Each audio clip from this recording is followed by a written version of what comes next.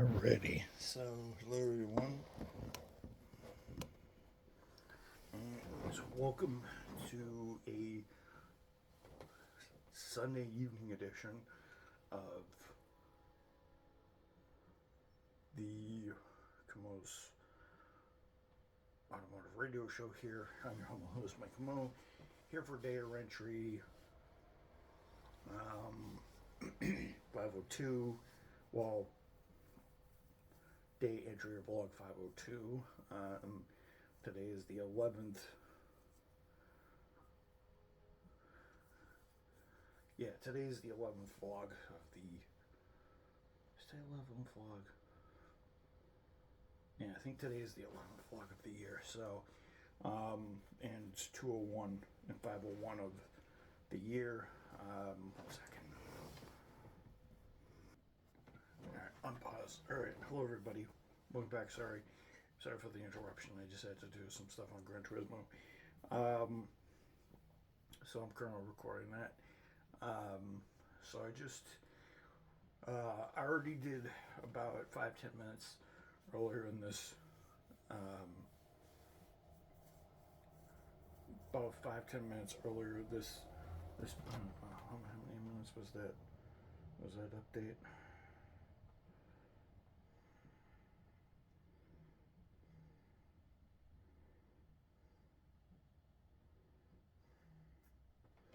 That update was about 7 minutes, and you guys already gave it 2 views. Actually, on all the Rolex videos. So on all the Rolex videos, I have 18 to.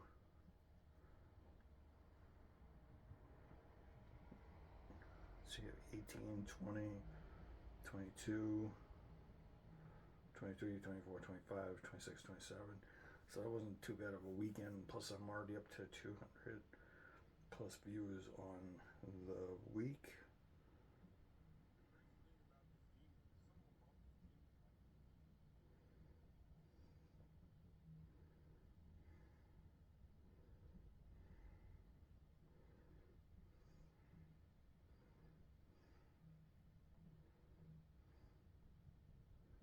I have 196 views for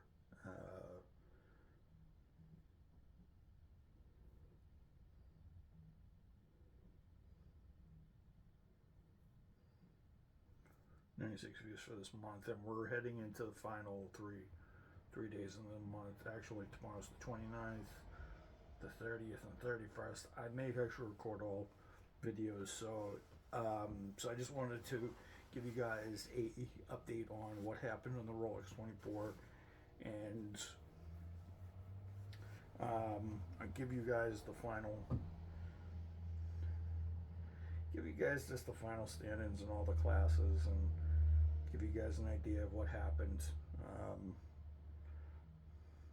for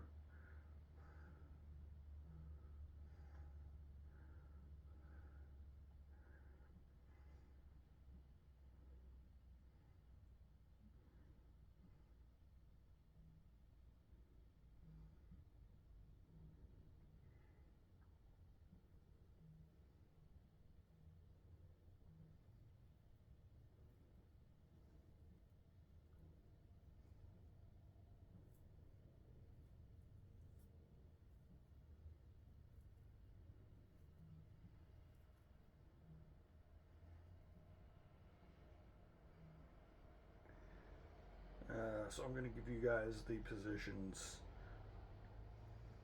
for the final ones, and I'm going to try to read as fast as I can because I don't want to bore you guys.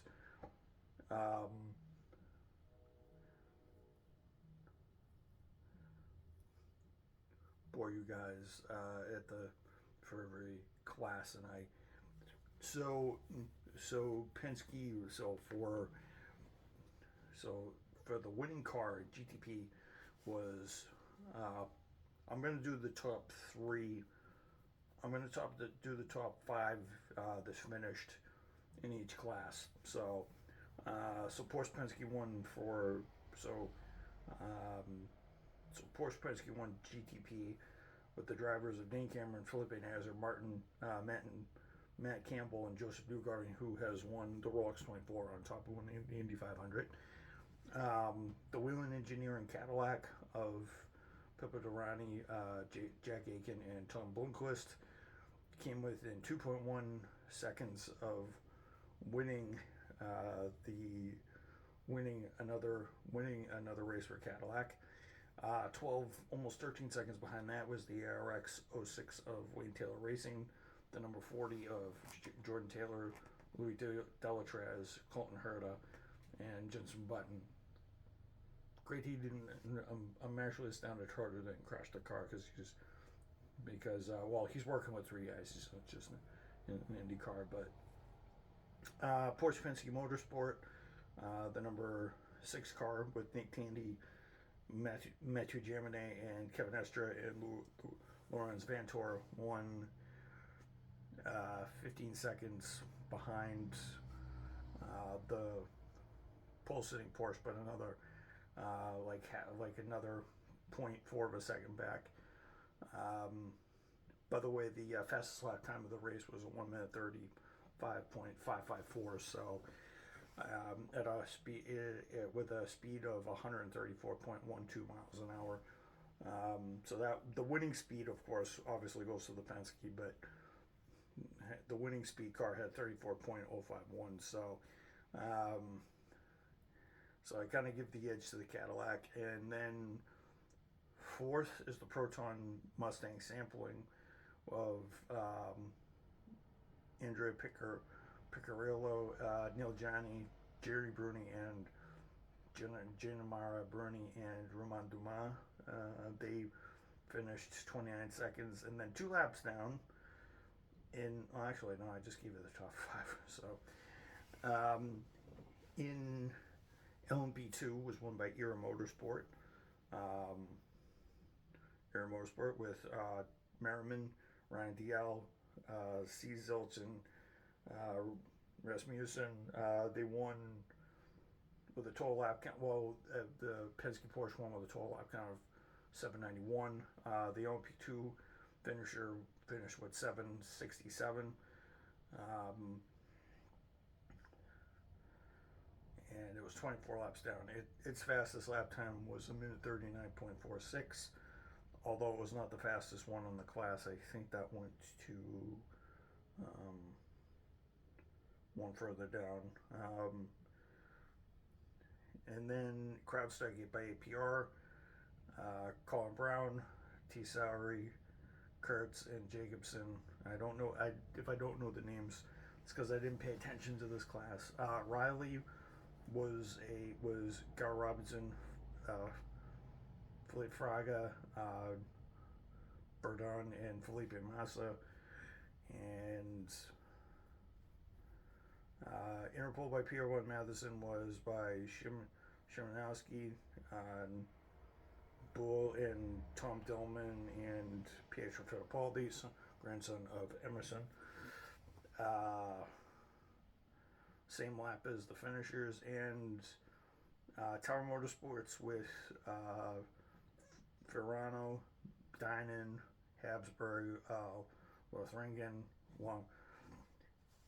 Habsburg, Lothringen. Say that 5 times fast. Scott McLaughlin for Tower Motorsport. The top 5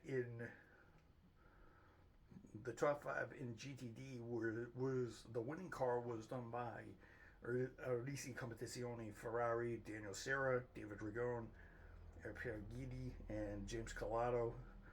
They completed 733 laps and had a fastest lap time of 1:45.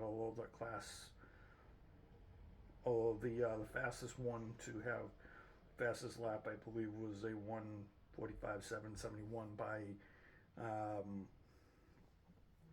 by the BMW of Paul Miller Racing. Had the fastest lap, and then I think the AO Racing, Rexy, Heinrich, Seb Prio, and Michael Christensen, they came second. Third, Brian Sellers, Madison Snow, Verhagen, and Sean Van der Linde for Palmer Racing. The next one would be Heart of Racing Team for Aston Martin, and that would be Ross Gunn, Alex Roberez, and Mama Feinbacher. They would finish with 772 laps. Corvette was fifth in class with Antonio Garcia, Alex Sims, and Daniel Yocadella. That was by Corvette by Pratt and Miller. They had a troubled race. I think this is the car that had the alternator issue, and I think the other one had a water pump. In GTD, it was Winward Racing that won. Winward Racing, of course, was second, took the bronze home, nearly 2 seconds behind them. And then it was Conquest Racing with their 296 GT3, and rounding out fourth was the Tertiary Competizione with Tarsi, Scandia, Oscagini, and Rovera. I don't know any of their first names, but I know they're all Italian. They finished a lap down, and I think the fifth was Mike Skeen, Mike Renner, and Kay Cock and Gotts. They actually were Mike Skeen, yeah. There was a car that was Edelson, Skier, and Halen, and Makowicki was Bright Motorsport. They actually did footage the day before, a couple hours before the race, for an F1 movie that Brad Pitt's starring in, and that's going to be coming out next year. Jerry Bruckheimer was actually the so yeah, there are your top 5 in all the classes. They took me 12 minutes to bark out. So the race was pretty good. So I watched the last hour and a half, and it became a race between the Penske Porsche of Felipe Nasr and obviously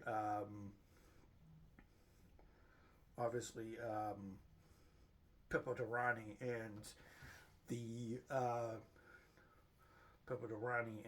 it was a very, very contested race. The margin was almost half a second, and then towards the end with some traffic, Nasr was able to pull a 2.1 lead to win the race. I think Rizzi Competizione won. LMP2 was a contested race. There was a lot of stuff there. GTD Pro had ended up being a 34-second gap, and I think the most laps down in that class was the Z06 Corvette of Antonio Garcia, Tommy Milner, and Alex Sims, which came fifth. The Fords had a pretty decent debut. They were up in the top 5 a lot. They showed speed. I think one of the Corvettes punted them off, so I think that caused mechanical problems inside the engine. And I think one of the other Corvettes, I think the Ford Corvette, had an alternator problem. I think this was like an hour 19 of 24, so the vets did pretty strong for 20 hours, and I think one of the Mustangs did retire, the Joe Han Mustang, because I think it was having trouble. I think both of the AWA Corvettes had trouble throughout the race, but it was good to actually see them in GTD Pro, GTD, and the GTD class. They'll obviously help out Corvette's manufacturer standing in IMSA this year. It'll be interesting to see what it comes down to, and I was actually happy that the Risi Competizione Ferrari won, because they don't win anything. Usually when they win, they don't win for a long time, and it was good to see them win after they came so close at like Petit Le Mans and Watkins Glen, because I told you guys they came second at Watkins Glen during this after 6 hours, and so yeah, I was happy about the race. It had good action. I had a fun time staying up, testing the PS5, cooling it down, stuff like that. I ran the PS1 for 21 and a half hours. I calculated 21 and a half hours. I think I was um, trying to calculate it. You know, it's a great thing that, and congratulations to Roger Penske. He won the Rolex 24. He won the Rolex 24 for the second time in 55 years, first time in 55 years. He also gave Porsche its first outright Porsche factory backed 100% Porsche win. Now, the reason why, now everybody's going to sit there and go, oh, they won the Rolex 24 with a Riley with a Porsche engine. They won like 2 years in a row. It doesn't count. It counts as a Porsche powered win, but not as a Porsche win because, unfortunately, the chassis has to be 100% Porsche. This is the first time that a Porsche, a factory Porsche, not a chassis powered by a Porsche, a chassis, a car, a full 100% Porsche race car, no separate chassis. Well, actually, it's a Multimatic Riley under the skin, but it's been changed so much up top and mechanically that it's not really considered a Riley anymore, a Multimatic Riley anymore. So,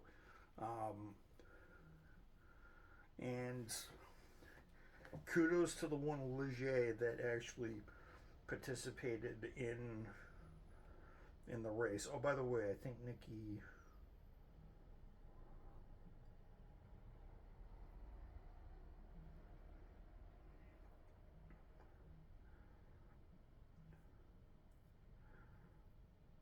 The Shawcrease Motorsports Ligier was about actually the Shawcrease Motorsport car did retire. So there was a total of, so the retirements in the race, I'll get to that now. The retirements in the race were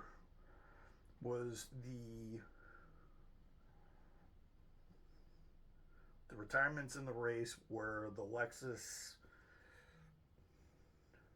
were both Lexus RCFs. One ended up stopped running at 397 laps. That was about halfway, and then the other one came to a halt at 7:05. That was actually like hour 23, and the other Lexus ended up not being in there because the number 14 GTD Pro, they actually had the biggest heartbreak because it actually wrecked like the first half hour of the race, and they tried to drive it around. They lost about 200 plus laps. It was great to see both of them kind of not. It was kind of great to see them not run because I don't like the Lexuses. They kind of won, and then the Proton competition car was out. Heart of Racing, Aston Martin, both Magnus and Heart of Racing. The GTD entries were out. Iron Lynx was out. The Mercedes was out. TDS Racing LP2 was gone like in the first hour. I remember that. United Auto Sports, of course, Richard Mill LP2 was done like in the first 10 hours. Just race cars just fell. So just fall apart. So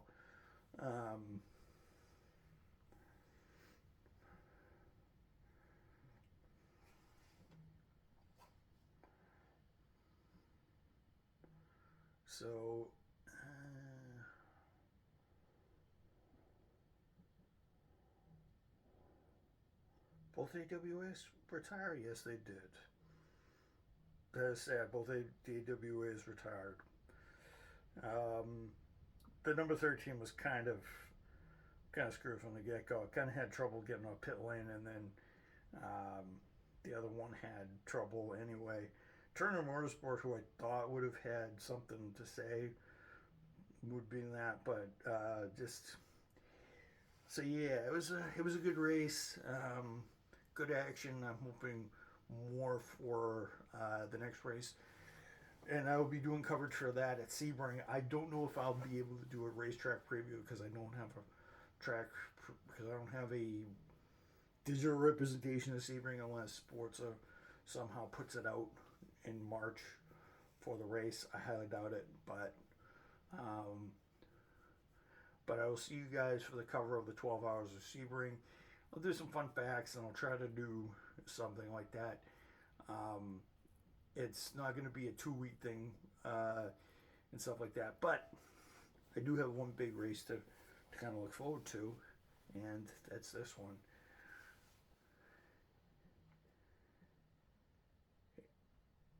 Hey Siri, when is the Daytona 500? The 2024 Daytona 500 is scheduled for Sunday, February 18th, 2024 at 2:30 p.m. You can watch. So in February, we will be witnessing the to February 18th. We will be witnessing the Daytona 500. That'll be the next race. I'll be covering. Actually, you know what? The next race I'll be covering will be actually the Daytona 500. The next sports car race will be the Sebring 12 Hours. So I hope you guys enjoyed this video. This is probably going to be an unofficial part 2 to my first one. But I decided to upload it, so I'll see you guys then. And I'm going to upload this now so you guys can have it. Peace out, and I hope you guys had a good day, and I hope you guys have a great week. I know I did. Have a good weekend.